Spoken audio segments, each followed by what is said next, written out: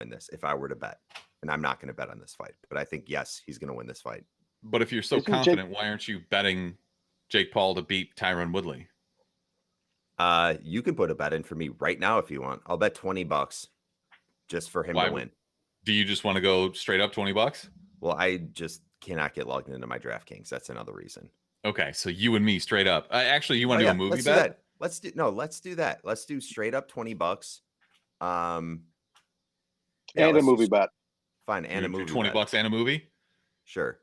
I'll pick the movie as the hand up. Well, no.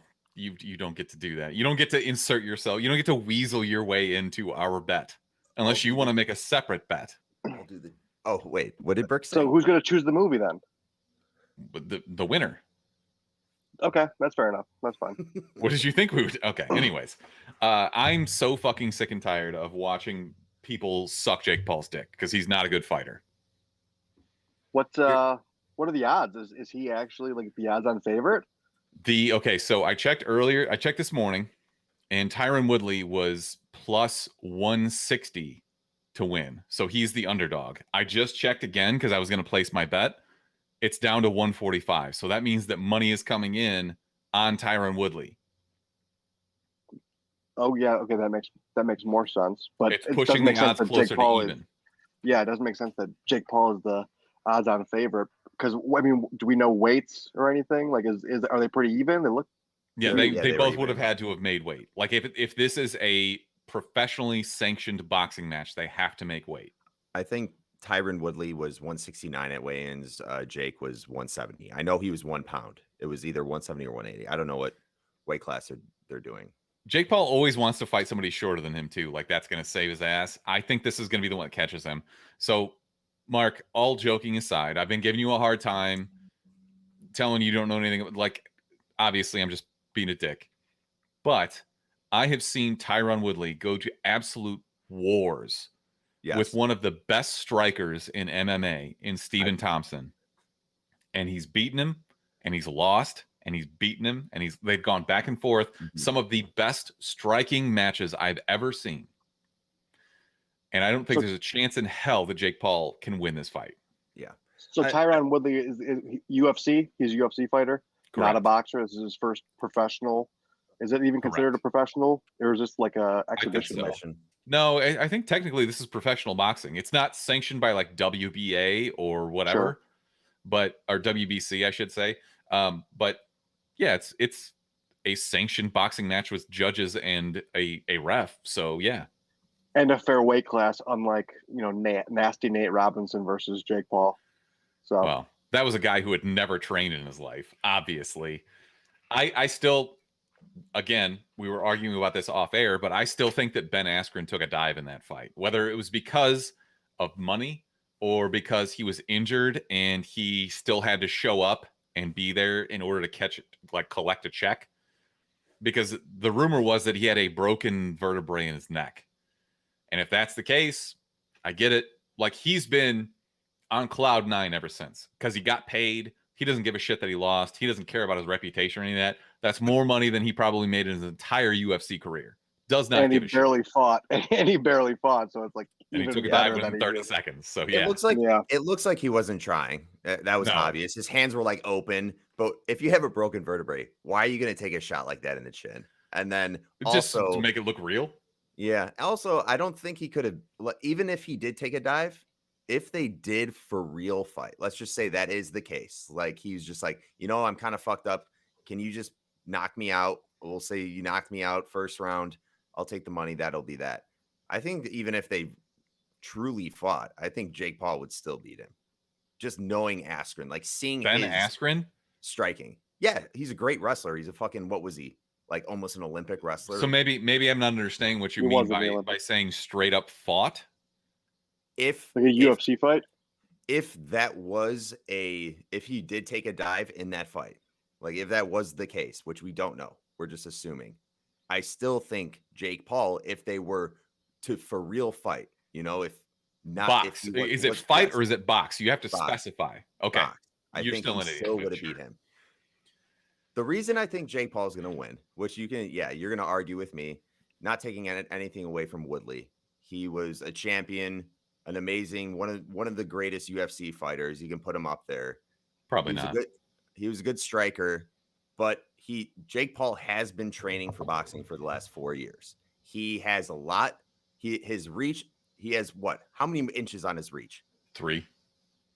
Okay. 3 to 4. Nothing. I think it's more than 3. Okay.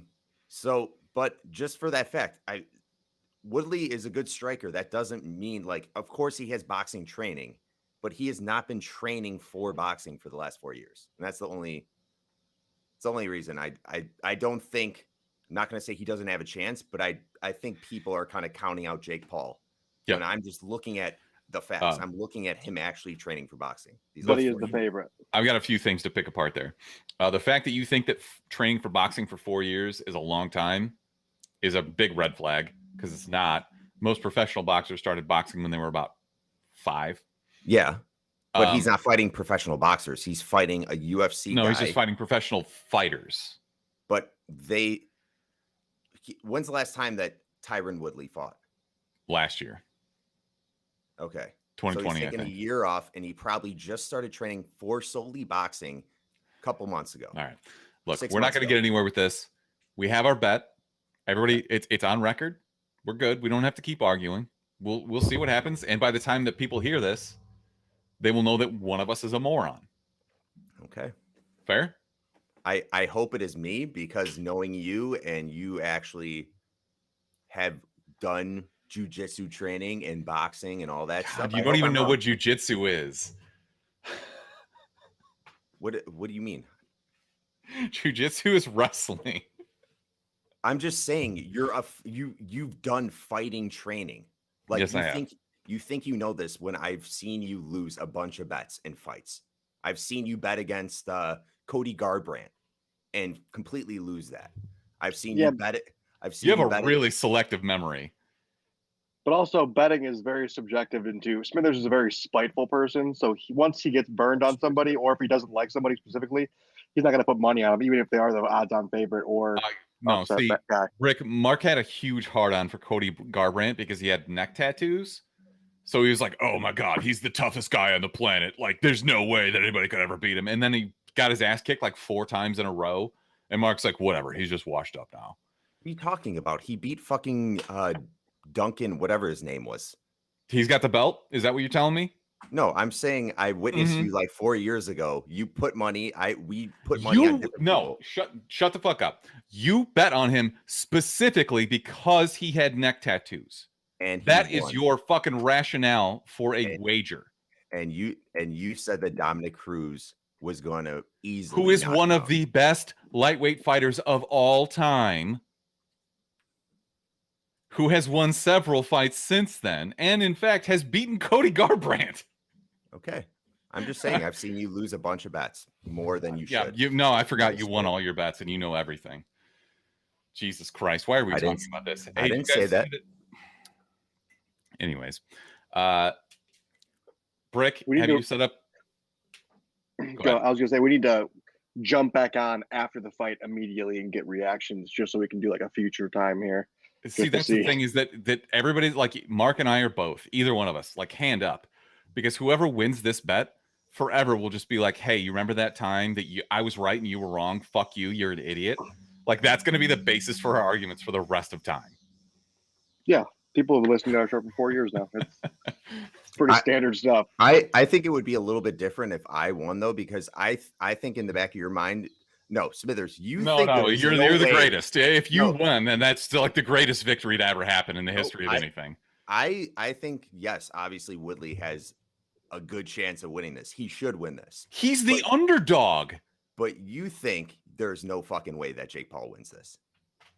And that's why it would be much more of a blow to you. Is this what it's like when a doctor argues with somebody who's against vaccines and you're like, you have nothing to back up your fucking argument, you're just talking right now? I don't know what you're referencing vaccines. I'm referencing you being a dumbass because you're not making any salient points. You're just saying he's going to win, and when he wins that I'm going to feel bad. No, the point I was making is you were trying to make it like it was an even, like we would both react the same way if we lost the bet. I feel like it would hit you harder because you hate Jake Paul so much and you think there's no way this I don't guy's give a going to fuck win. about Jake Paul. I don't think that he's a professional boxer. If he wants credence as a boxer, he should join a boxing circuit instead of fighting people who don't box, who don't like. Let him go fight somebody with an actual fucking belt. Let him go fight WBC.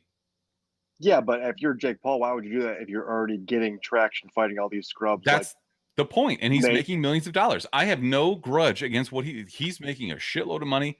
Dude, do your thing. I got no problem with that. He's fleecing people because he's not a real boxer, and you don't care about boxing. You care about Jake Paul, and that's fine. If he gets money, whatever. Tyron Woodley's going to make more money tonight than he made in his entire UFC career. That's great. Good for him. He's paid his dues, I guess. No problem with that. I just don't understand like why you're you're a non-for-profit in Puerto Rico. Probably has raised a shit ton more money than Woodley has ever raised for a non-for-profit for boxing. It's a tax write-off. Yeah, seriously. Like I don't. Are you just trying to paint Tyron Woodley as a bad guy now? No, I'm just. And Jake Paul is a hero. I'm just trying to say that your point about him not giving a shit about boxing or the boxing community or whatever you just said. He doesn't. Okay. I disagree. Okay, well, he's fleecing. I didn't realize you were like Jake Paul gang now. Like, when did that happen? You got the shirt and everything? I just watched the Showtime the pre-fight. This makes sense. Nope, that makes sense. Nope, say no more. We can move on. The hype is real. We can move on now. All right. Jake Paul, Lord and Savior. Who at TikTok was like, yeah, we're gonna ban the milk crate challenge, and think that would stop people from doing it? What, have they been taking down videos? Apparently that's their thing. They're trying to say that they've banned it now because people are actually getting hurt, even though I don't know that they'd be technically liable. Probably doesn't matter. If you're stupid enough to do the milk crate challenge, you have no right to sue. It's probably just China not wanting their people to do it. Well, it's an American company now, isn't it? Didn't it get sold? I'm pretty sure it got sold. It doesn't matter. Brick, at what age would you have done this? College. Every year in college, I probably would have done it. Yeah, same. We would have set it all up, and we would have recorded everybody getting fucking obliterated, rib-breaking action. I would have definitely separated my shoulder. Yeah. Yeah, no question. You would have actually sat in that wheelchair for real that one time. That is such a deep cut. Why would you bring that up? I just thought about like the backyard of the country club. That's the only picture that came to mind. That would be the worst scenario, is have a bunch of fucking drunk frat bros around the milk crate challenge. There's no way you would even allow somebody to successfully complete it.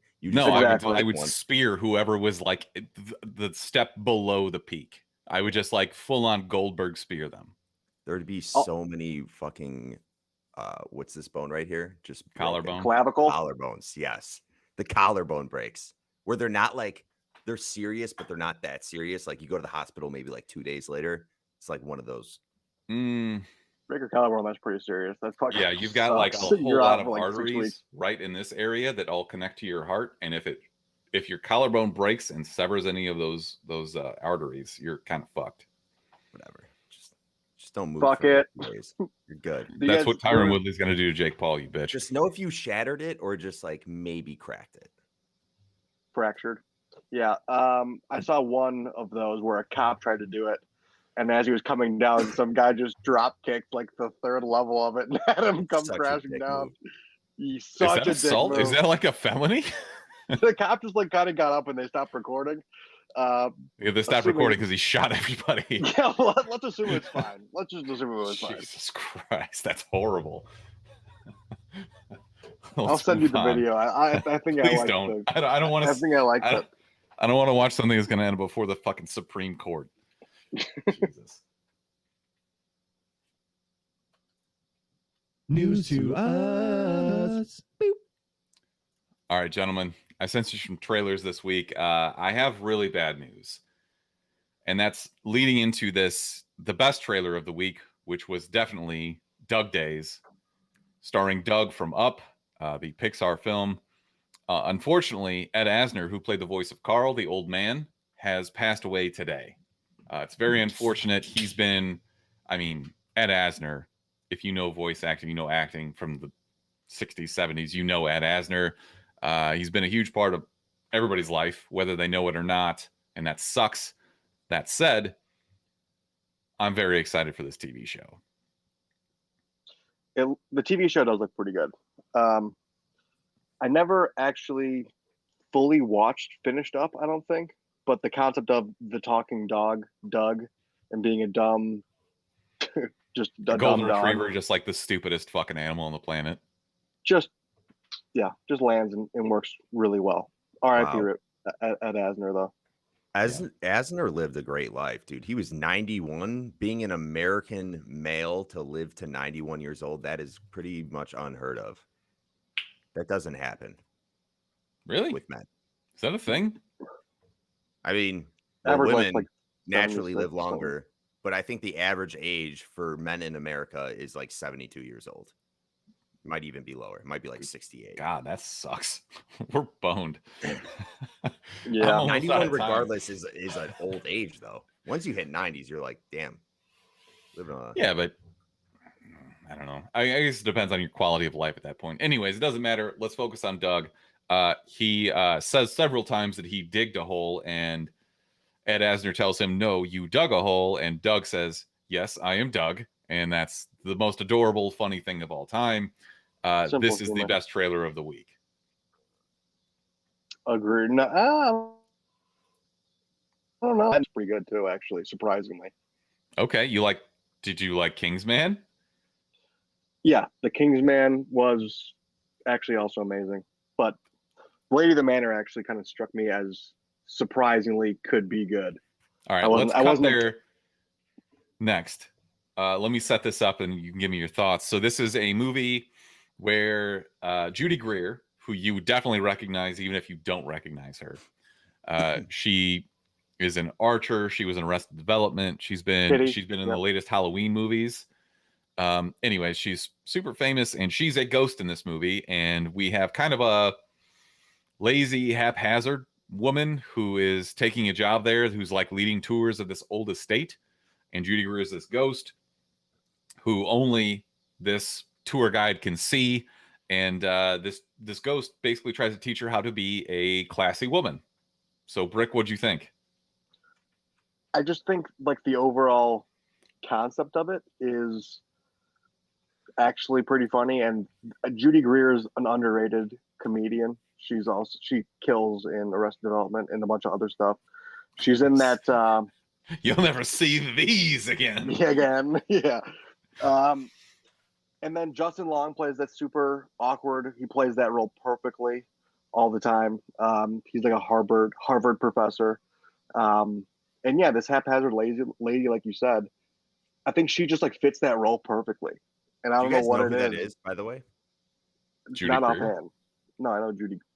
No, it's Judy Greer. Melanie. I think Linsky is her last name. But you know what she was predominantly from before? Like, what was her big role?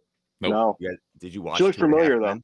She does, and I'll tell you why. She was Rose, like the creeper that would always be at the window looking for Charlie Sheen. Oh yeah. She was great in that show. I always loved when she'd just be like, Charlie, or whatever his name was. I never really watched it like religiously, but I did see a couple episodes, and now that you say her name, that makes sense. Yeah, It does ring a bell.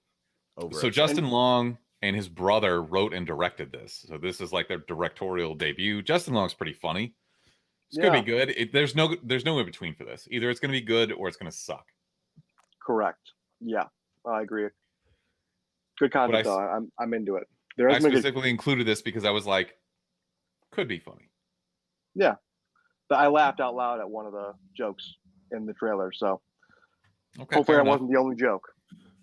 Was it the misdirect joke at the beginning where she said something and like they thought she was talking about that old lady at the house? Yeah, that was the best. Dude, I love misdirect jokes where like people don't know what you're perfect. talking about and they assume it's like, fuck. Anyone else that old lady? That was a good one. All right, gents, we've been seeing trailers for The King's Man for about 5 years now, but it still looks kind of bonkers, and apparently it's actually coming to theaters in December. Woo! Brick, this is your wheelhouse. World War I, Rasputin, all of this stuff. Rasputin. Yeah, Rasputin? Whatever. Yeah. So yeah, the only issue that I had, whatever, movie quality. Rasputin is tall.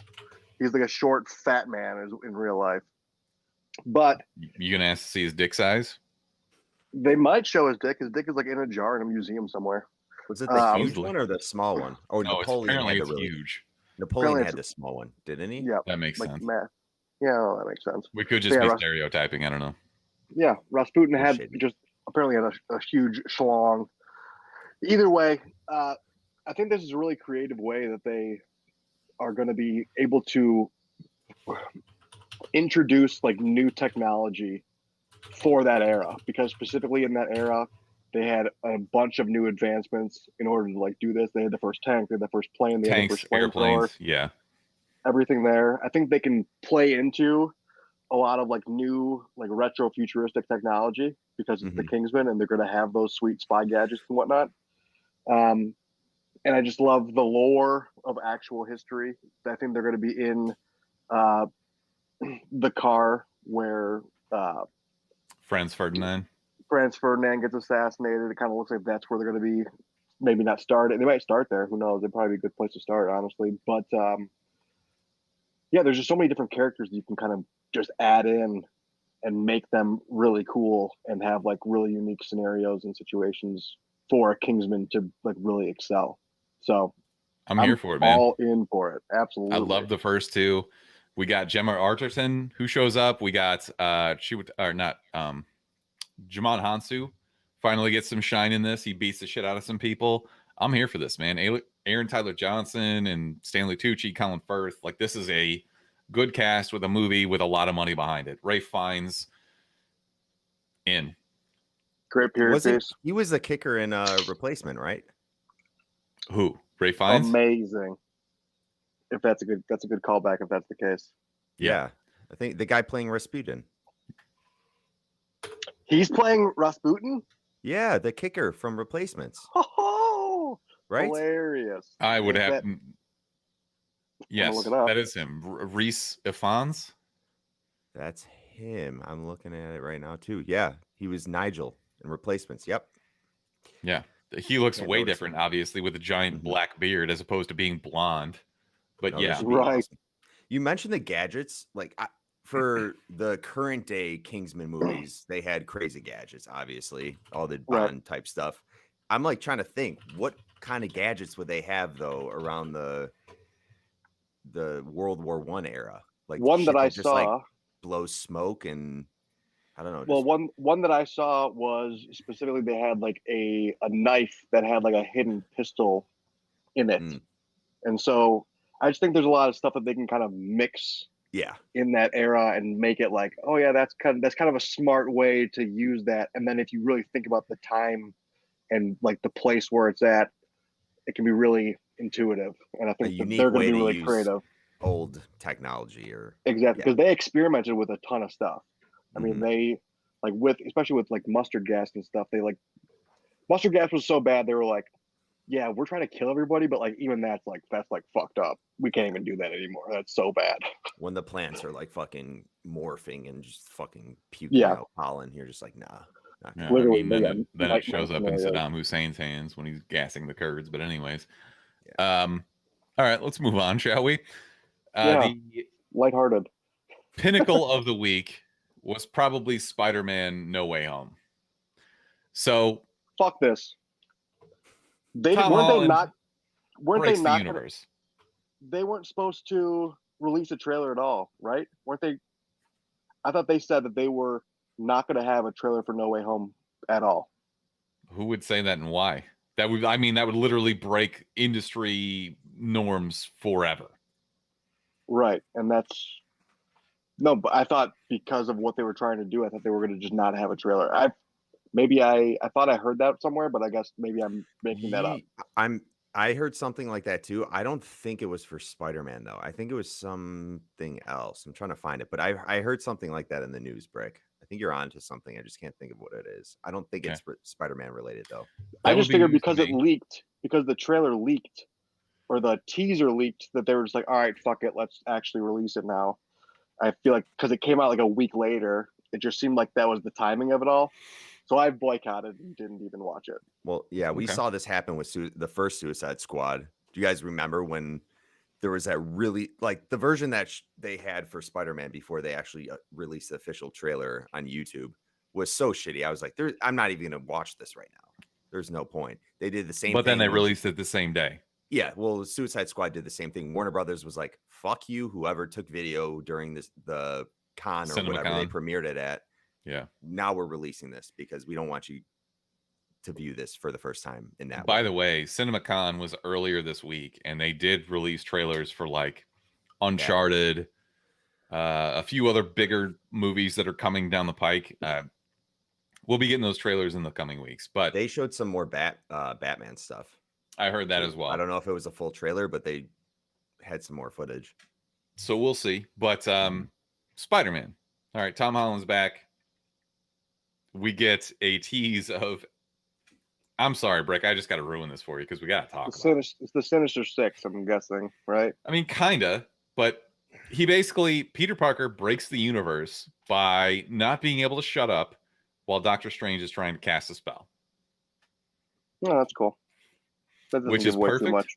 and also hilarious. And in the trailer, you get hints of Sandman, you get hints of Willem Dafoe as Green Goblin, you get hints of Electro, Jamie Foxx, and you get blatantly Alfred Molina as Doc Ock, who I mean, I still think that's probably my favorite Spider-Man movie of all time is Spider-Man 2, the original with Tobey Maguire. It's a pretty flawless movie, but You get the lizard too in that cell. It kind of looked like Venom at one point, but yeah, I people are couldn't saying it was tell, the lizard. so I didn't want to say like there's definitely Yeah. somebody who looks like it could be Dr. Connors, but maybe not. You know, there's a lot of speculation going around about this, which I love because it's been so long since we've had a movie like this where we can speculate on shit. Mhm. Because everything just shows up to streaming now. Like even Shang-Chi, most people don't know Shang-Chi well enough to be like, oh, that's Fin Fang Foom in that trailer or whatever. But, you know, a lot of people are speculating now that there's a scene where Peter is being interrogated by the police. And people are speculating that the guy outside in the white shirt is Charlie Cox as Daredevil, who played Daredevil in the Netflix version. Mhm. So there's all this stuff going on. And I mean, I hope that's true. It's probably a long shot, but the rights for that Netflix show did recently go back into the ether. So, and if anybody could do it, it would be Disney while Sony was doing it, but time will tell. I think the big theory out there is what are the true motives of Doctor Strange doing what he did in the trailer? We see him granting Peter's request kind of immediately, it seemed like, and that just seemed odd knowing him, you know, not thinking about the repercussions. Is there somebody else as playing Doctor Strange or disguised Social as media. Doctor Strange? Social media was an absolute nightmare when that trailer released, and I'm the opposite, where you're like, oh, I love being able to do all this speculation. I love being able to see that and this and that and whatever. The problem is people go too far, and people actually land on a lot of the stuff that you wish would have been a surprise when you were watching it for the first time. That's and fair. then it's cool because you're like, oh, that would be cool if they actually did manage to do that. And then they fucking managed to do it, but they didn't manage to get it, you know, through the super duper nerds who take 15 hours to go over a 2-minute clip and try and find all the nitty gritty details. So it's like, and it's primarily the comic book nerds too that are trying to link it to something that happened in the comic books, or you know, this issue dated back to where Mephisto was playing, you know, he was 2008. Yeah, no, that's one more day. That's Spider-Man. So everybody knew who Spider-Man was, and Kingpin came out and was basically like trying to kill Aunt May, and eventually did. And at that point, Spider-Man literally goes to the devil, Mephisto, and says, I need you to make it so nobody ever knew that I was Spider-Man. And just they retcon an entire like 30-year run of Spider-Man, and they're literally just like, makes a fuck deal you, with the none of this devil. matters. Must have been a shitty ass run. I haven't read It was back that far. Dude, Joe Quesada is still so pissed about it. he's still mad. Yeah. But Comic book anyways, fans reach hard. They always are reaching for more stuff, and usually they don't get it, which is hilarious because we've had this happen so many times where we make these crazy theories and Sometimes speculate we're on right. things. I don't know. Yeah, I think sometimes there's a we're lot right of and we times all. they're right. Mark, do you have like an out there theory? Not really. I was just trying to figure out what the fuck is going on. I don't know if there was more meaning to like why the Sanctum Santorum or whatever it's called was It's all covered in covered snow. in snow and shit. Yeah. Maybe it was just him opening that portal and it just coming out like he was in a blizzard or something and it just came through into the sanctum. But I don't know. I'm gonna throw That stood out.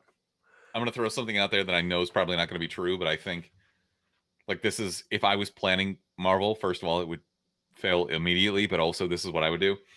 I would introduce so like they're all about right now like gender bent superheroes, right? So like if you go to a different universe, you could pull from one of the other universe's Fantastic Fours and introduce them here, because in the comics, Reed Richards, who is Mr. Fantastic, has a huge back and forth with Doctor Strange about like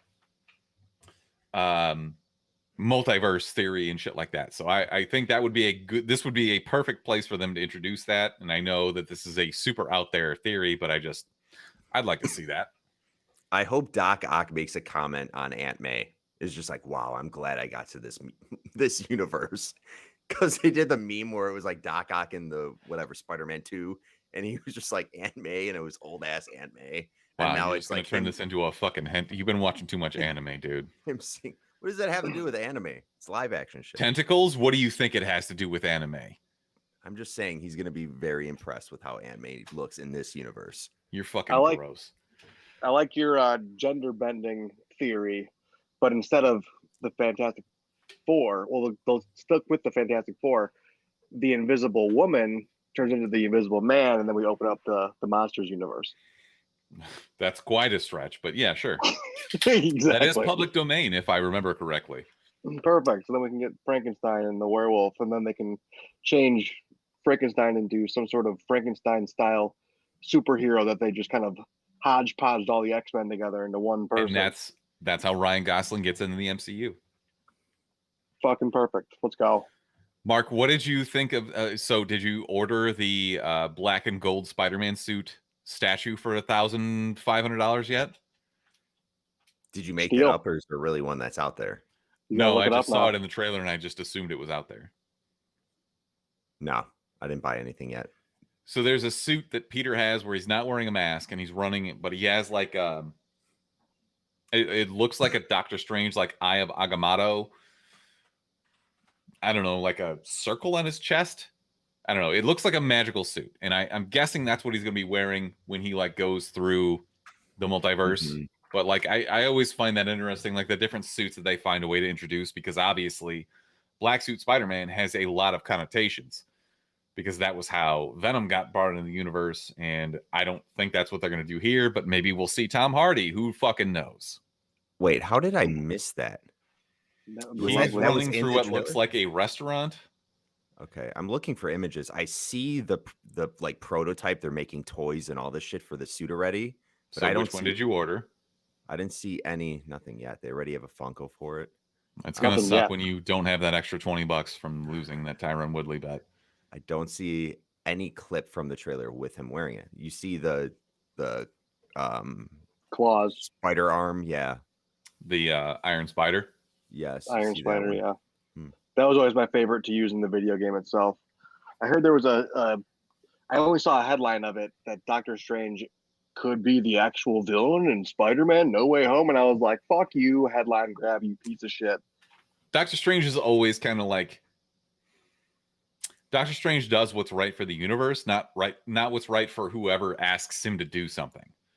Right. Like this is the him straying from that, but generally speaking, he's just like, he's hanging out. He's like, and he'll let people die if it's the right thing to keep the multiverse intact. So I talked all of this shit back before Loki came out, and I was like, none of these shows are going to have any impact on the multiverse in the MCU. And now that we have multiple time streams and all that shit, now it's going to start pulling Loki into it, and I'm very excited to see how they tie everything together. Because spoilers, that scene at the end of Loki where they show the timeline fragmenting into a million pieces, is probably going to coincide with Doctor Strange opening up the multiverse for Peter Parker. And also how they also timed it up perfectly with the episode of WandaVision where she officially becomes like the Scarlet Witch. The actual Which witch, is yeah. like exactly, fucking nerds know how to. That's the cool part of nerds going super duper deep. And I was like, oh, that's a cool little niche that they like, were able to mend. But like at the same time, that takes so much editing and like timing and everything. Very impressive. Y'all happy about Humperdinck? What about him? What do you mean happy about him? He's back. Humperdinck Just Bumblesnatch. seeing him, I guess, dude. You're Doctor not Sure, happy Dr. to see Strange. his Cool. face? He's cool. I wouldn't say he's top Fucking Sherlock Holmes, man. Come on. 8 All right, for me. whatever. You guys suck. You gonna go over some Spider-Man villains or what? Yeah, let's do that now. Okay, well, let's get into the fucking Mount Rushmore then. All right, so that's our plan. Draft. It's technically a draft because we're only supposed to select it once. We can't have multiple people selecting the same draft pick. Draft season. So we are going to start doing the Mount Rushmore of Spider-Man villains. And Mark, this was your idea. Mhm. So technically I will just say you pick the order. Why don't we roll? Don't you have a 3-sided die for D&D? Do you have one on your desk right there? I have a 4-sided die, which is the lowest die. Is it? Yes. Dude, There's you a just don't 3-sided. have all the I die. think it is a 4-sided. Yeah, 3-sided. I don't think there is a 3-sided. I Yeah, will roll a 4-sided is the lowest. d4. How's that? I will roll a d4, and if it's 4, Roll a d4. you just lose. Just everyone just pick a number on the D4. I say 3. 2. Here's my d4. That is 1. All right. I don't know what that Smithers, you go means. first. So, okay, I'll go first. All right. I will take what I think is the layup, and I will say Dr. Octopus. Hold on 1 second though. We're picking 4 in total each, right? Correct. We'll post it in Discord. We'll post it maybe to Twitter, but we need people to tell it. We need to start making this where it's a winner picks some shitty thing for us to do, or I don't know. But we got to make this some sort of competition where we post. If I win and you lose, you have Yeah. to eat a Crave case of White Castle. I might get kind of a heart attack from that. We might have to think about this more, but we're Okay, fair definitely going to ask for votes on this. For who Uh, picks We'll the ask for votes and then put the punishment in the comments. So I have Sounds to say Doc Ock specifically because of, and you guys don't have to go on a diatribe for all of your picks, but Superior Spider-Man is one of my favorite comic book runs of all time. And that is when Dr. Octopus basically implants his brain into Peter Parker. And it's like a 32, 33 issue run of Spider-Man, and it's fucking incredible. It's all about how Doc Ock has this like crisis of conscience where he realizes that he could have been helping people, and he falls in love, and like it's this whole big thing. But it's not just that. It's also when he shows up in, like I said, Spider-Man 2, Alfred Molina is probably the best villain in any of the movies. Like he's just a very versatile character who has a lot of depth. He's present in the video game. He has a very compelling story there. And I just think that in my eyes, he is 1.1 draft pick for Spider-Man villains. Okay. Who's next? You. Is it cheese to go Sinister Six as a collective? Well, you can't pick you all can't. 6 of them because I Not- just picked they're not one as who's a- in the Sinister Six. Yeah, But, you like can't as do the that. collective? Fine. Green Goblin, Willem Dafoe, absolute stud. The dinner table where he like finds him and Parker are like, it's like Thanksgiving. It's just so intense. I just love the way that Tobey Maguire and Willem Dafoe had that like. It's just an intense. I love him as a villain. He's great. I never really thought about this before, but they do that a lot where Peter Parker has to sit down with his villain at dinner. Like when he did that with Michael Keaton. Oh yeah, He just does that a lot. He's just always having dinner with the guys who are trying to kill him. yeah, he's very nice too. Always in some weird ass situation with them. All right, Mark, what do you got? I'm actually going to go with my number 1 is still here. I'm going to say Venom. That's Venom fair. was- That's Venom was almost my number one. I think He's the thinking man. on a bunch of mediums, like you got comic books, the shit McFarlane did, some of the most iconic covers with Venom like strangling Spider-Man and just overall battles between those two characters, and then with the possibility of them merging Spider-Man with Venom universe for the movies, I think it's what we're waiting for. So that's what I'm I think pumped. you're up again. Yeah, who's your second? Oh yeah. Let's go. I won't do that one. I'm gonna do Kingpin. It's a good pick. It's a value pick. Mm-hmm. He's like sadistic enough that he doesn't go for Spider-Man. He's just like kill his entire family. Yeah, I was on the ledge about that because I feel like when people hear Kingpin now, if they don't read the comics, they're like, Daredevil. Why a Daredevil villain? When realistically, yeah, he's a Spider-Man Kingpin villain was in my around book. way before Daredevil ever was in the mid 80s. Yeah. Like he's been around for a very long time. Yeah. And he's just like, he started off as just the corrupt dude who could get anything done in Hell's Kitchen. And then he evolved into like, yeah, I was the mayor, I was the governor, I was the president. You like, he does a lot of that shit. So Brick, who's your second pick? I think I know who Mark was going to pick, and it was going to be Carnage, was it not? Yeah. But then Venom and Carnage together. I get you. You want to kind of differentiate, but take Venom, and instead of putting him in a meathead reporter, you put him in a psycho serial killer on the loose. So if you're trying to say that Carnage is better than Venom, there's no way. But Venom's a good pick. I'm not saying Venom's a great pick. But if Venom was still on the board, I would probably go Venom. But I'm saying Carnage, there's that extra added psycho involved in it, and I'm all about psycho. So bring it. Okay. And you like gingers, known fact. Gingers are great. Truth. I will go with Vulture, who is actually the first villain ever that Spider-Man faced, Adrian Toomes. He's shown up through everything. He was played by Michael Keaton. He's great. Michael, I'm assuming that we're going to see Michael Keaton show up back in this because the multiverse and everything, and the way that they ended the first Tom Holland actual Spider-Man movie proper, where he's in prison, he's talking to some other villains.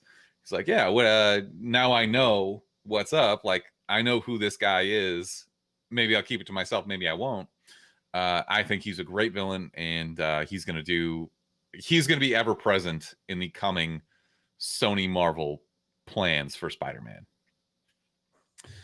So I will, my second pick, specifically because of one comic book run, I'm going to go with Kraven the Hunter.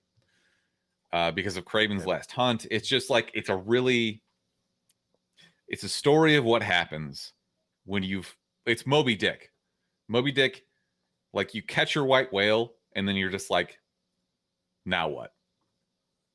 And it's the same kind of idea, and you just like this crisis of identity and who you are, and like, is this what I was the entire time? Like that's very interesting to me. So that's my third pick.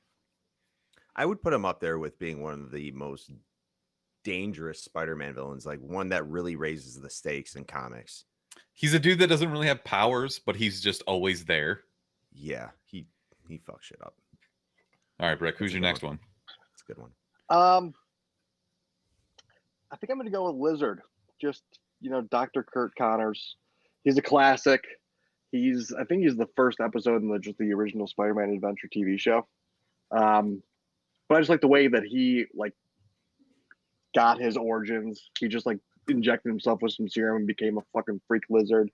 And that could have happened easily to Peter Parker. He could have turned into a fucking spider if that was the case. But okay.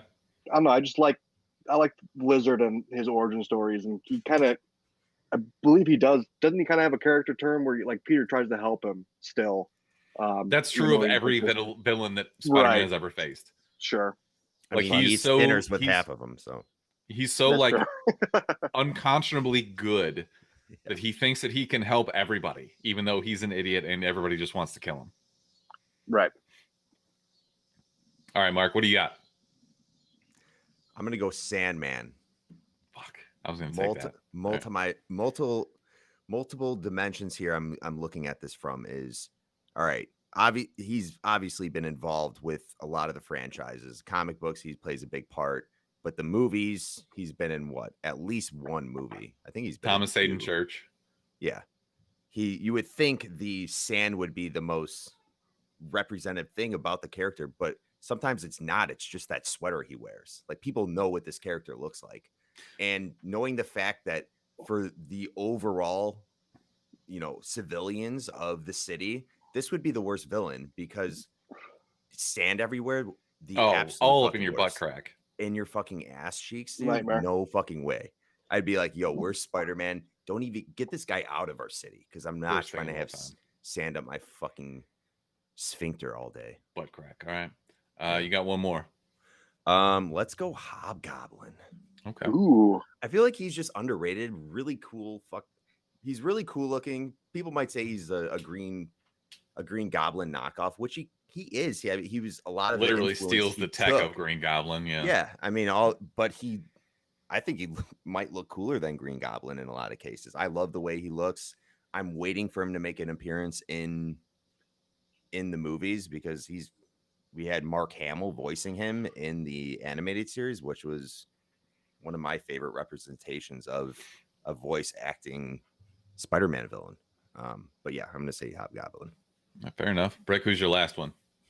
I was trying to find one a little bit on the offbeat. I never heard of this one, but I'm not going to use it. I'm just going to share this one. It was in a 2009 run called Hippo, and he was a hippopotamus that had been named Mrs. Fluffy Lumpkins. Gets experimented on, and then he turns, even though he was a male hippo, just like turns into this hippo dude, kind of like Ryan, the Rhino. The Rhino. But I think I'm just going to stay classic, and I'm just going to go with what the hell is his name? Mysterio, Master of Illusion, uses special effects. Where's a fishbowl on his head? Fishbowl on his head. I think I like the way that Jake Gyllenhaal, portrayed him in the movie itself. But the illusions and trickster, I'm all about that. So give me freaking Mysterio. I will give you that, just because you don't know who Chameleon is. Chameleon is a better version of Mysterio. I was gonna say Chameleon, Master of Disguise.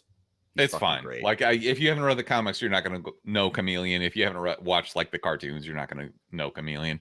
But that's fine. I saved this one for last because I knew nobody was going to pick it, because if you haven't read all of the comics, you probably don't know. But Morlun is basically the guy who introduces Peter Parker to the Spider-Verse. Like, he's the dude who's hopping between different multiverses and killing all of the Spider-Men. And he's an excellent villain. He's very deadly. And if you read the comics, you know what a piece of shit he is. And that's my final pick. That rounds out my 4. That's a good pick, Smithers. He's arguably the deadliest villain that Spider-Man has. Not arguably. Like, he's killed the most people. I just was thinking, I thought of him, and I'm like, from a voting perspective, if we do end up getting votes for this, I don't know how many people are going to know him. Hopefully you'll get some votes. That's why I saved him for last. Yeah. See. All right, fair enough. I had 2 other ones that I was gonna label or list. One of these Spider-Man has never ever beaten. I will say that. The first one's Bonesaw, just because that's hilarious. Bonesaw is ready. And lastly, Puberty. He will never beat Puberty because he never grows up in any of the comics or the shows. I thought of that, Brick. I thought of Puberty. That's funny you mentioned that. Because I was trying to think of something. Good mind. Something one-off, I was thinking maybe the robber that killed Uncle Ben. But if I also thought about that. If that never happened, with great power comes great responsibility. You would never have him be Spider-Man, essentially. Do you see this fucking goober right now? Isn't there a Spider-Verse where Uncle Ben's still alive? Or no? Yeah, he's still a piece of shit, though. Uncle Ben's always been a garbage person. Whatever, fuck him. Yeah, who cares? Wow, dark. Uncle Ben is the equivalent to the grandpa in fucking Willy Wonka, apparently, according to Smithers. All right, let's get into some quick news. It seems like Disney Plus is all about this holiday special type thing. We already knew they were going to do a Christmas special for Guardians of the Galaxy, but now they put out a casting call for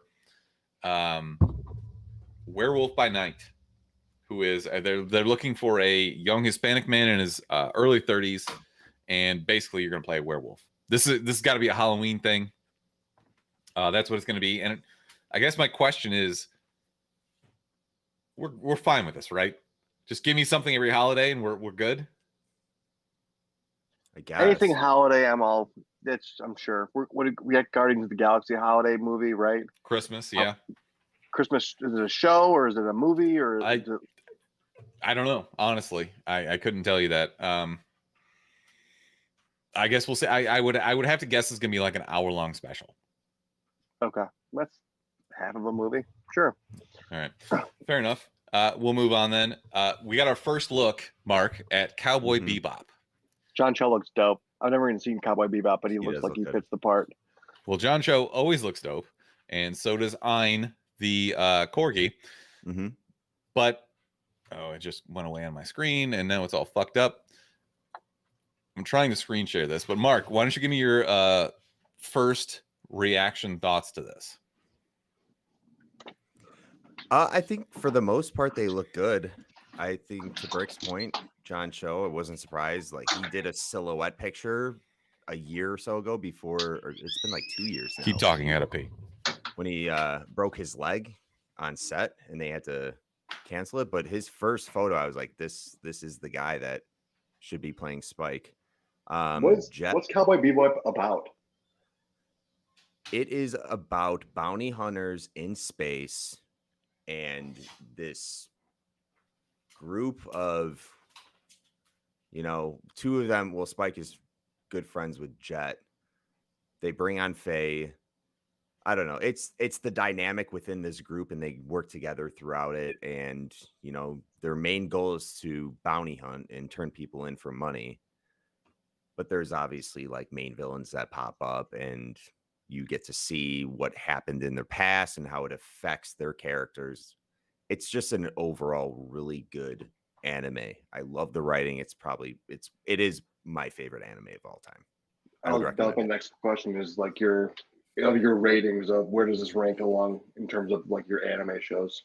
It was on Toonami in the late 90s or early 2000s all the time after DBZ. And before I would recommend like a Attack on Titan or something really emotional and like intense, this is something to just kind of turn your brain off. It's visually amazing to watch. Good soundtrack. You'll fall in love with the characters.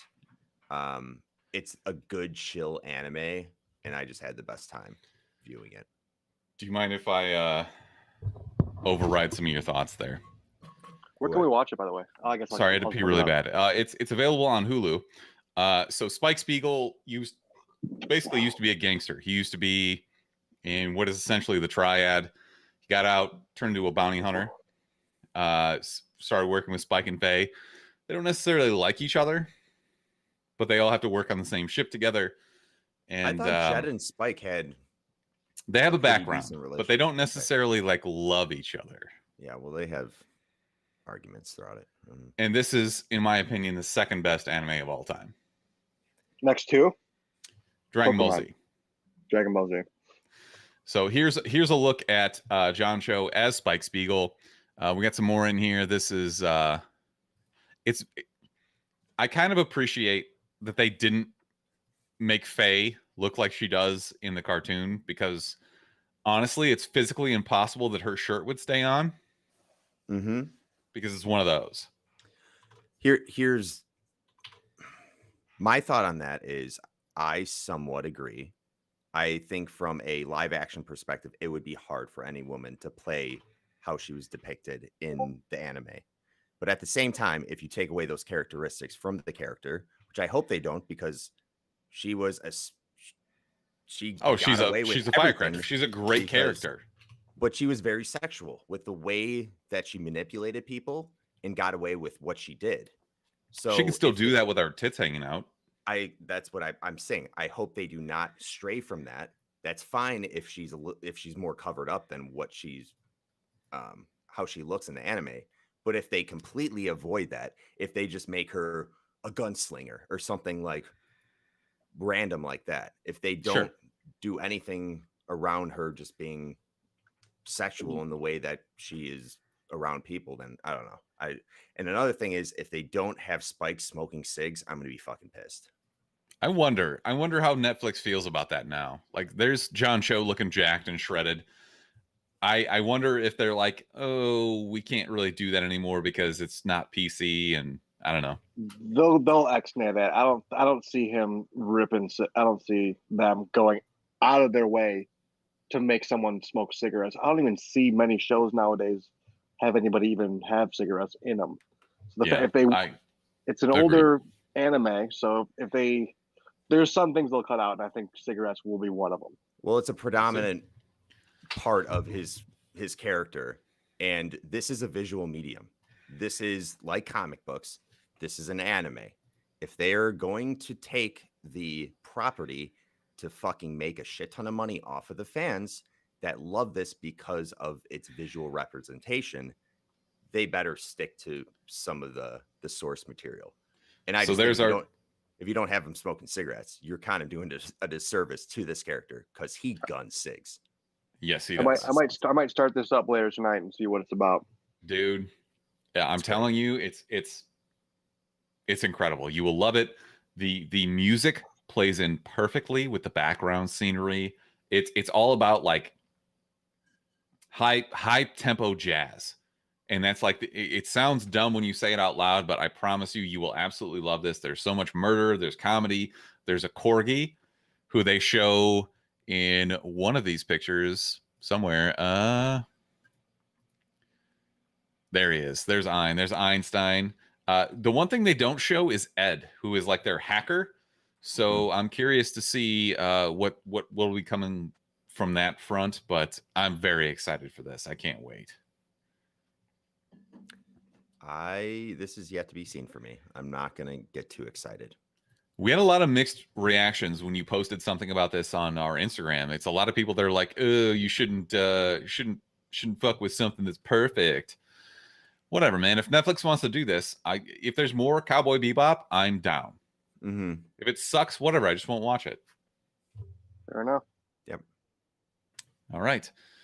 All right. There's my news segment, so I'm gonna play a drop right now. Maybe. Here's some money. Go see a Star War. There it is. Do either of you have anything, or should I just fill this time? Go ahead. Fair enough. Don't have anything this week. Have either of you seen Strange Wilderness? Gene Parmesan, our private eye. He said he found some. Autoplay, get you every time. I rewatched Strange Wilderness on Amazon Prime. If you haven't seen this movie is actually hilarious. It's basically what would happen if pothead idiots were putting on a nature show.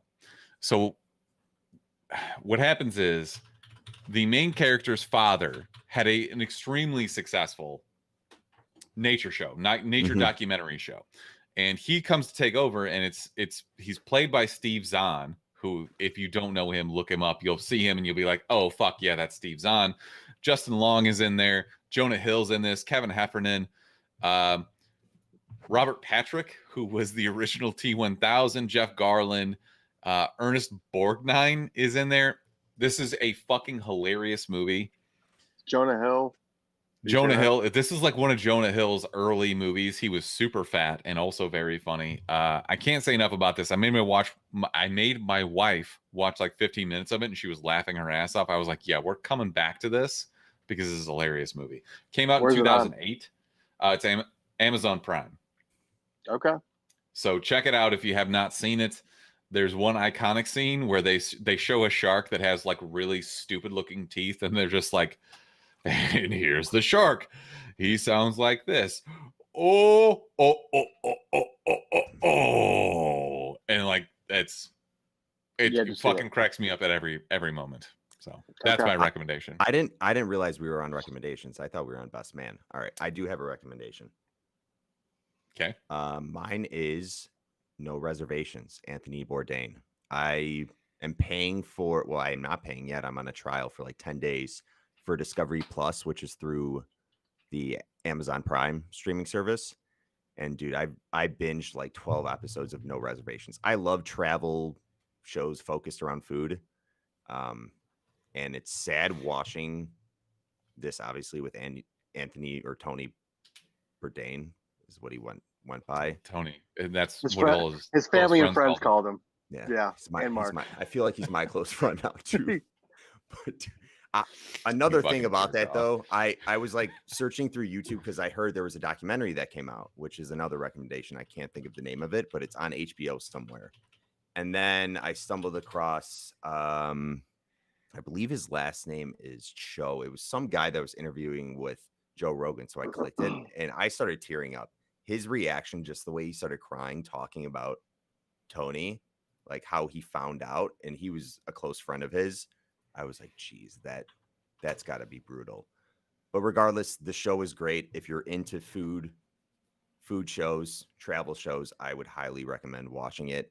It started in early 2000s. It's the first season. It has the square, formatting. So you're like, whoa, I haven't seen this since the first season of Sopranos. It's still a great watch. Deep cut. Okay. Yeah. Brick, do you have a recommendation? I have a recommendation, and it would be fantasy football season's coming around the corner. And if you're gonna do it right, don't just listen to the experts. All you got to do is just look at all of the highlight tapes of the rookies coming out. That'll give you a good idea of if they're actually going to be good or not. So, there you go.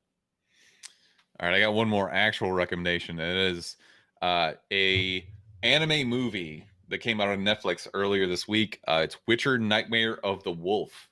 Was it good? I enjoyed the shit out of it. A fair warning, there is a lot of child murder in this anime. A lot of children get like dismembered, torn apart. There's a lesson in the opening scene that just rips an entire family apart. Jeez. So if you're not on board for that, maybe skip it. But if you have the stomach for it, this is the story of Vesemir, who is Geralt of Rivia's mentor. He's the guy who trains him at Kaer Morhen. He basically, like, you flash back to him as a child. You go through his training. You go through him going through the trial of the grasses, which is basically what they use to turn people into a witcher. And there's a really fucked up story involved there, and I really enjoyed it. So it's the same animation studio that did Castlevania. It's actually Vesemir is played by a voice actor who did one of the main characters in Castlevania. Anyways, it's really good. I really enjoyed it. You should absolutely check it out. Gotta love Netflix if they don't have Spike smoking a cigarette, but it's fine if we have an animation of kids just getting ripped apart. That's completely fine. But no cigarettes cigs is where on we set. draw the line. Yeah. I've also, my other recommendation is when Ashley was 6, she started watching Game of Thrones again because she's never watched it.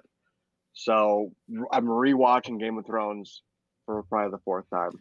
So at what point do you stop? Like, do you just stop like season 7, like after the Battle of the Bastards, or? I haven't rewatched season 8, so I'm just gonna go back and I'm gonna take it all in for the first time and see how I really like it. If it was as bad as everyone thought, or if it was people over exaggerating because they, didn't really, it didn't go where they wanted to go. Even though I'm expecting that the books are going to be a million times better if they ever come out, which they won't.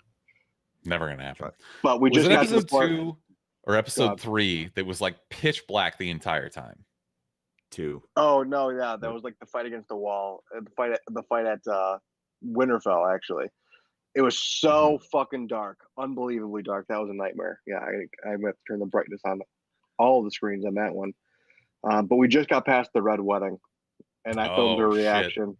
I filmed a reaction because it was glorious. It was glorious. I was like, literally just like that. I had to sit there like an asshole on my phone like this the whole time, just like pretend like for the whole episode, an hour. I was just like this. She probably thought you were a psycho because she looked at you at one point, I bet, and you were just like, I know, right? Waiting for a reaction. Yeah, smiling. They're playing the Reigns of Castamere, and I'm just like, this is gonna get dirty as fuck. Let's go. That's exactly what I did to my wife. So I went to Half Price Books and picked up a Game of Thrones, the first one, and I'm just like, am I going to read this? Probably not, but I'm going to try. The first book is like literally. it's like spot on to what happened in the first season, like Is even it? to Okay. the conversation. And then in the third book is where they start to deviate a little bit. And then the fourth and fifth book is they kind of there's a lot of different stuff that branches off. That's like, they're going to go in such a cooler, better direction. It's insane. Were the books starting to get bad, or are you guys just mad that you don't think more books are going to come? The books No, the started books to were get boring. fantastic. I think the fourth book was boring, but that's because they excluded all the characters, because the fourth book and the fifth book happened at the same time. And the fourth book had all the lame characters that you don't really care about as much. And the fifth book had Tyrion, Daenerys, all like the cool characters that you're like, you want more of. When they were just Arya. following Brienne of Tarth across like all of her writing, I was just like, I can't. That was when I put it down and I was like, I can't do this anymore. Yeah, but they actually keep Brienne of Tarth throughout the entire show. In the books, there's a part where she actually gets her face eaten off by one of the people that cut off Jaime Lannister's hand. They make Fair that enough. guy look way scarier in the book itself. And like he has like really sharp razor teeth, and he just like they jump Brienne and then he bites her face off. And No then spoilers, but yeah, that's the last you see of Brienne of Tarth. I'm good And with so that. maybe she comes back, but she's fucking hideous or something like that. I don't know. But at the same time, it's just like there's so many different avenues that they are open-ended with the book, but they didn't go that route in the show because they just kind of like were like, oh yeah, let's just get this over with. All right, fair enough. Let's move on because we're running along.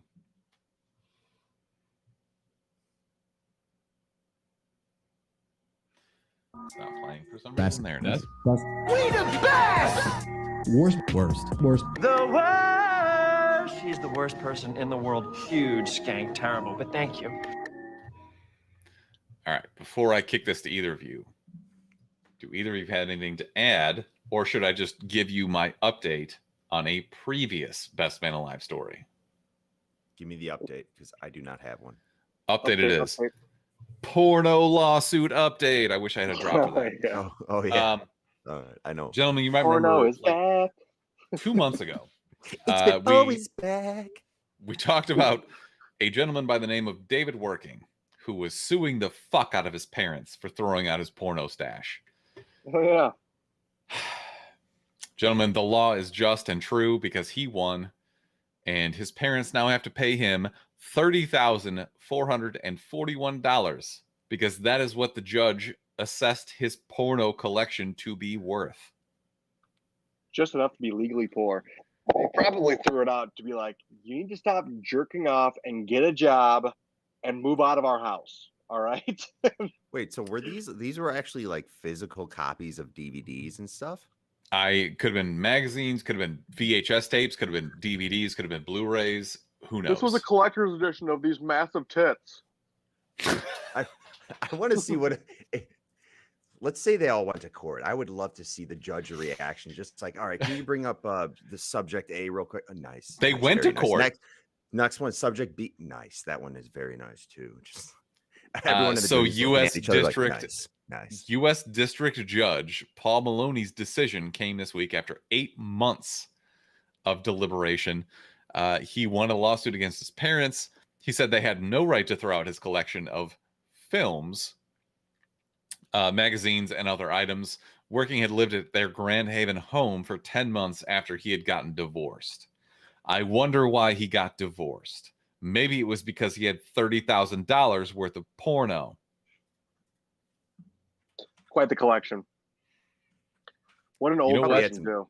To like probably have had some, all like, like good those parodies. DVDs. He's Probably certainly has a some man who good knows what he parodies. likes, apparently. And that is just porno.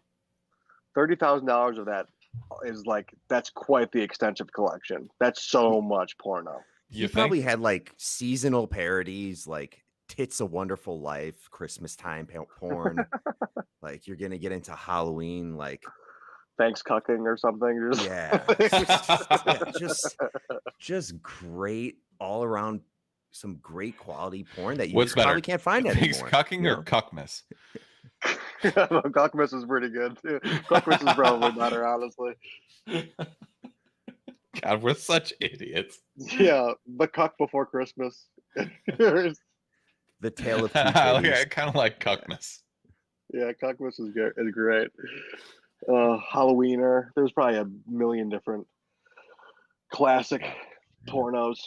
All right, that is my best man alive. He's getting his money back from his parents who housed him after his divorce because he is clearly a piece of shit. Yeah. Pulp Friction. But they all Nice. come on, Mark. What? They didn't have any right to throw away his porno collection.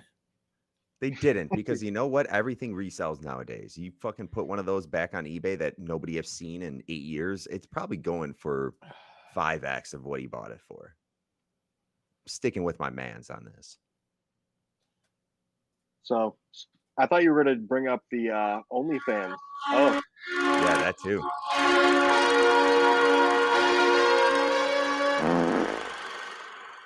Do we need to go back to OnlyFans? We mentioned it last week. well, I figured And- if we're doing the porno thing, Basically, I thought made that porn was is the route back. you were going. Porn is back again with OnlyFans. I mean, they made the most obvious decision, which was let's do the only thing that makes us any money at all. Porno. Yeah. I what do you say about it? Like, so the entire issue was that We'll their have to go into it. funding was like, we don't want to fund porno. How easy would it be? Like, obviously, there are people who are out there that will back porno, otherwise it wouldn't exist. Just Exactly. find new funding. Yeah, not that hard. Rather than killing your entire revenue stream. Kind of seems that way. I mean, far be it for me to tell them how to run their porno website, because that's exactly what it fucking is. Can't you just like argue that it's art? Can't they just request that anyone posting porn photos just put Yeah. put like So if a I make a houseplant in video the background or something, or a fern, something that adds a little ambiance? if I make a video of me farting ping pong balls out of my butthole, what kind of mental gymnastics do I have to do to convince people that that's art? Put a bonsai tree behind you. Okay. Yeah, maybe you're like in the redwood forest, something like that. As long as I there's don't some know. greenery, you're Yeah. fine. I'll hang some Green- mistletoe over my taint. God damn it. All right. Review. It's time Wait, for no. a review. You didn't let me do my best woman alive. I didn't think you I- had one. My bad. Go ahead. I It's do, autumn, and leaves are it's falling on sticking- your back. No, it's sticking with the porno theme. Woman fetches mop from a drugstore to fend off masturbating man. Just a Florida man just masturbating outside of a drugstore. So That tracks. that's it. Yeah. Yep. Okay. Go ahead. Well, thank you for that. Anyways, let's talk about Candyman. This is currently at 85% on Rotten Tomatoes, 75% from fans, 6.4 on IMDb. I don't know where you guys fall on this. It was strong, but it wasn't like, oh my God, I got to call all my friends right now and tell them that. So we'll get to that in a minute. But this is written by Jordan Peele and a few other people. Nia DaCosta, who also directed, was a contributor. This was originally supposed to debut in June of 2020. They've been sitting on it ever since because Nia DaCosta was like, I want this to hit theaters. I saw this in IMAX. The only notable difference for me was like the score. It had a very eerie score. They had really great sound mixing for like background bees buzzing, or like a record that had hit the end of their like its spin and it was just like repeating itself or something. Like, that was the stuff that I noticed in IMAX. I don't think you need to see this in IMAX. I didn't Visually, see it. I picked up absolutely some not. things, but yeah, I don't think that's necessary. So this is a direct sequel to the original, which kind of ignores the two in the middle. Not that it really matters because they were mostly bad anyways. But Mark, I'll let you kick this off. Why don't you give me your high level thoughts? I didn't think it was his best work. I haven't seen the original Candyman, so all the Nor have I. Candyman lore is there. It's non-existent for me. I'm basing everything I know off Candyman off of seeing this movie here. I can say that it was apparent throughout the movie at multiple points that there was a narrative that wasn't just centered around horror being pushed, which is to expect from Hollywood. And I'm not saying I didn't expect it from Jordan Peele. He's a top director now. This is what's going to be happening in his movies, which is fine. There are some points where I'm like, okay, I get it. Like, I get it, dude. Let's get back to like maybe a couple more murders or something, because that was what I thought I was going to get. That didn't really happen till later on in the movie. But when it did happen, it was brutal. It was graphic and gruesome. I thought the way this, I think there were a Agreed. lot of cool cinematography, whatever techniques used, I'll call it. Overall, I feel like the entire movie was shot like through a mirror, which was intentional, obviously. Yeah. The beginning too, it clicked for me, because then I started thinking, okay, the mirror, the Candyman, whatever thing, everything was backwards. Like you were looking at it hitting you from a mirror. The production studios in the beginning were totally backwards. Yeah. Regardless, there's no fucking way I'm saying Candyman in a mirror 5 times after seeing this. So it did its job, I guess. Did you think it was scary at all? No, not really. But I also didn't really expect it to be scary, because all the Jordan Peele movies that I've seen, which are horror movies, I never thought they were overly scary. Also had some good jump moments and creepy, eerie moments. I would say that this was the worst of the 3. It wasn't bad by any means, but like you said, the cinematography was pretty cool. Like the upside down shots of all like the major skyscrapers in Chicago into that foggy, eerie kind of vibe was pretty cool. I think that they did a pretty good job with the shadow puppets and making those creepy and creative in that regard, and telling like kind of the backstory through those shadow puppets. That was pretty interesting. Like you said, those, when they did do the killing, it was pretty graphic and like blood everywhere. Some of the things they did refrain from showing a lot, some of the kills as well. They tried to do, like you said, kind of shot through the mirror, which, now that you brought that up, I do find that to be really cool and creative how they did that. Like, for example, when they kill like the white girls in the bathroom, yeah, they show the killer through like that girl's like little makeup mirror. And then just I didn't realize that's very creative and very clever in that regard, and they do that a lot, I suppose. People's tryptophobia was probably the scariest part of this whole movie. I have a real problem with that. It was like, disgusting. It was upsetting. It was very gross. One of the notes I had was, bro, get your ham looked at, dude. If you got stung by a bee and it looked that bad, I'd be like, yo, something's up, dude. I need to go to the hospital immediately. So I was confused. Was that like the trigger, or was it just like him being like, I have a lot of questions that I don't want an answer to, because it's this kind of spoiler territory. Right. A lot of people haven't seen it, but I just like, I wanted to know more about the why. And they go into it a little bit, and maybe they're setting this up so they can explore it more, but I want more of an explanation. It seems like a one-off to me. I don't think they're going to be exploring it any further, the Candyman 2 or anything like that. I think they told the story well enough. And they're going to leave that, lore, I guess, to be interpreted. What if they make some money?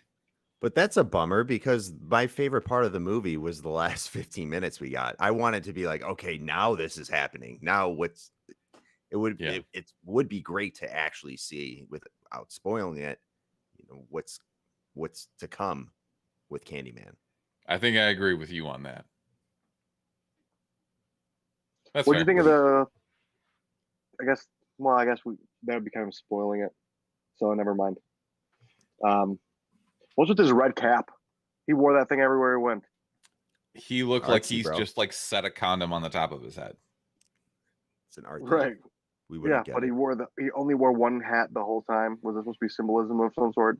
The scariest thing in this entire movie is the fact that I might run into people at some point who are in the art scene, and I might have to have a conversation with them, because all of them are the biggest pieces of shit on the planet. Fart sniffy AF. I hated all of them. I was happy when some of them got murdered. And yeah, that's about it. That is about it. I look, I like this. I didn't love it.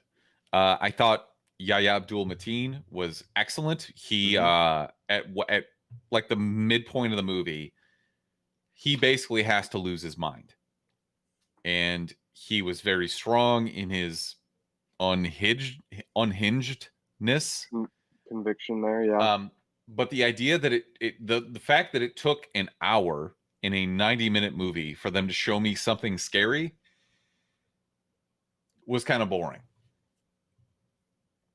Yeah, the setup itself took a while. But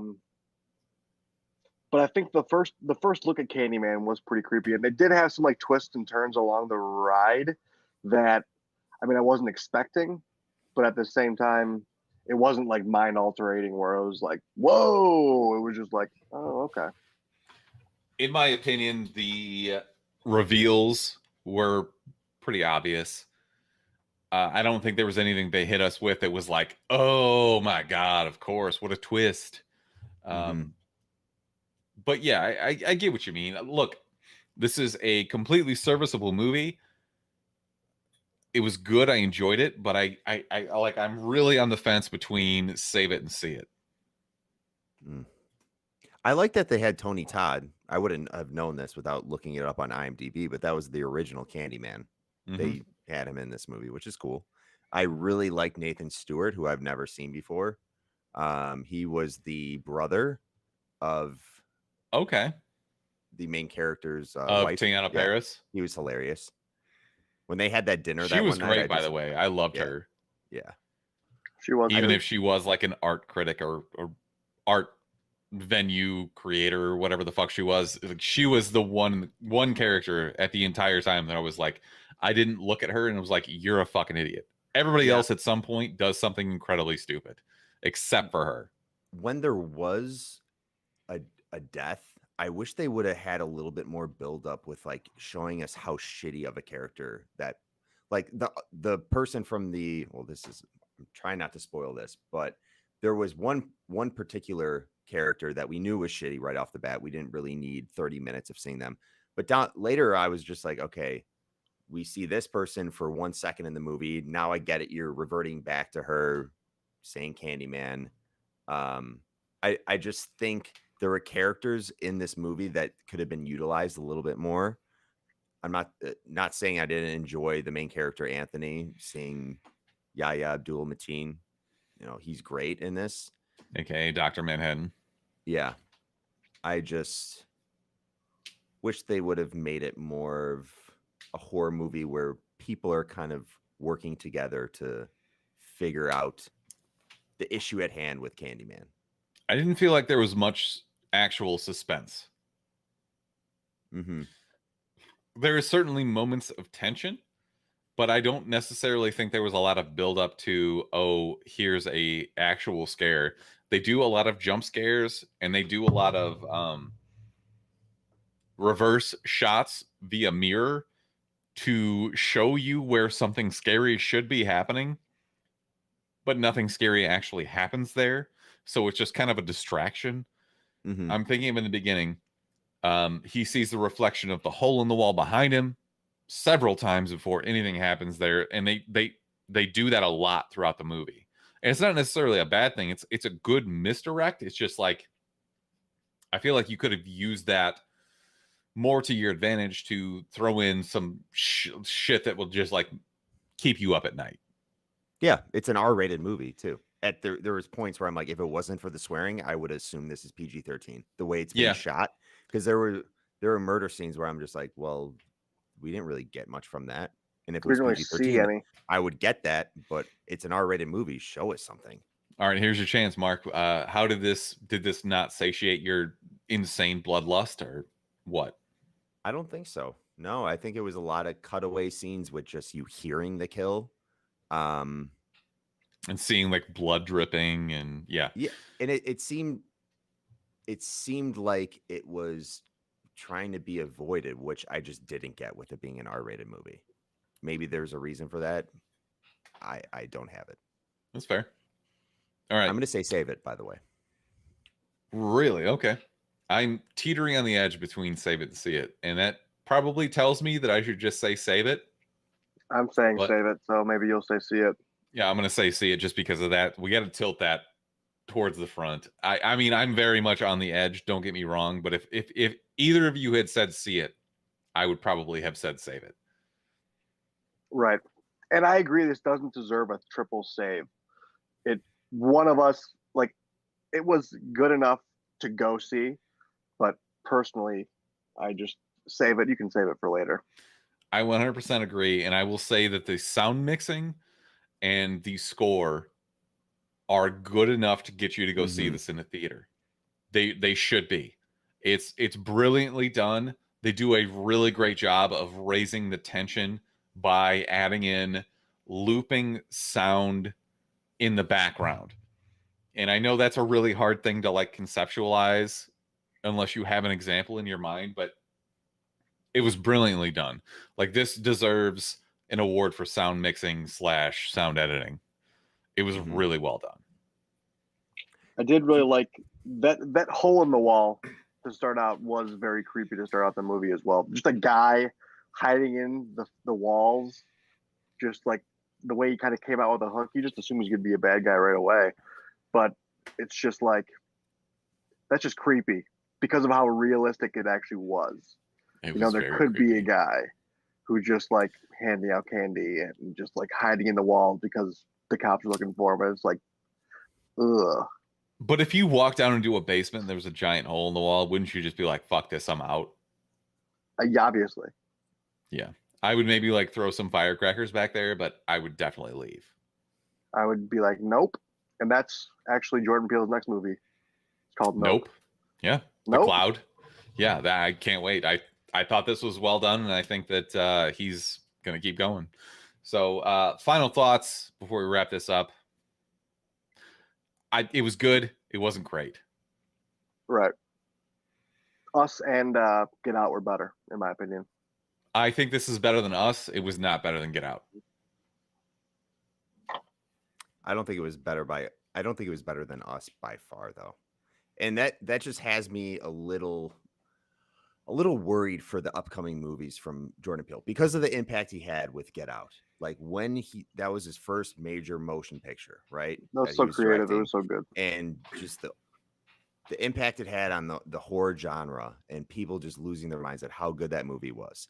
And I feel like we're getting to the point where he's putting out these movies. Us was okay. It wasn't that great.